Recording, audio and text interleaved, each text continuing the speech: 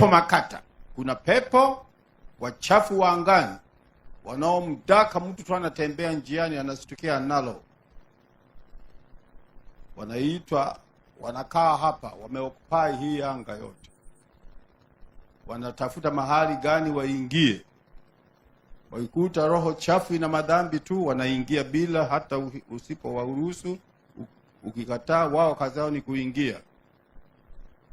Kizingiti chao wakute ndani yumo Yesu Kristo Mwokozi. Sio Mkristo, hapana. Dunia yote ni kama Wakristo, lakini si wote. Ni Wakristo watenda dhambi, ni wapagani wale.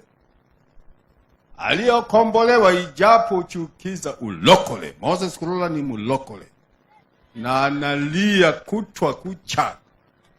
Anakulilia wewe, hasa wanawake.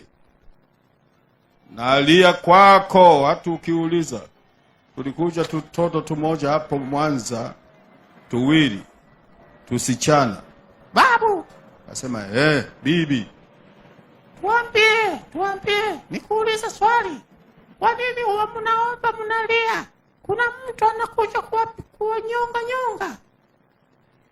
Asema, hujasema wewe umefundishwa, huyajui mambo haya. Kasema, ninajua tu ninavyoomba na kulia. Kwa nini? Tuambie babu. Nikajua wametumwa hawa.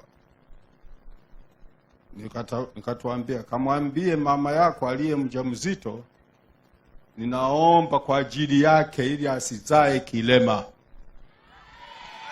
Ninaomba kwake asizae mtoto wa vichwa viwili. Na habari ndio maana ya kulia kwangu. Nalia sana ili uwe huru katika jamii yako na watoto wako. Kwa hiyo kuokoka ni sehemu njema mno ya Kristo anaitembelea kutwa kucha. Njia ya kuokoka alionayo binadamu.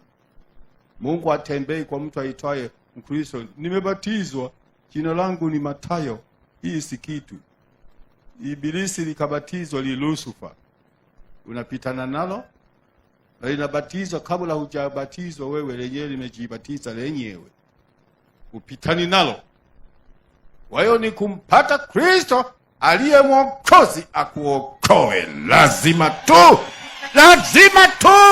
Haleluya. Lazima kuokoka. Lazima.